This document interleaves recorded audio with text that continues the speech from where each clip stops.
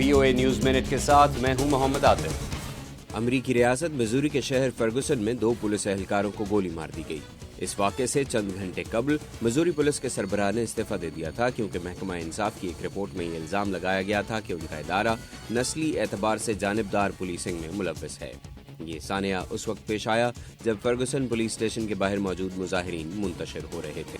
ایران کے رہبر اعلیٰ نے اس خط پر تنقید کی ہے جس میں ریپبلکن سینیٹروں نے دھمکی دی تھی کہ وہ امریکہ اور ایران کے مابین کسی بھی ایٹمی معاہدے کو کالعدم کر دیں گے۔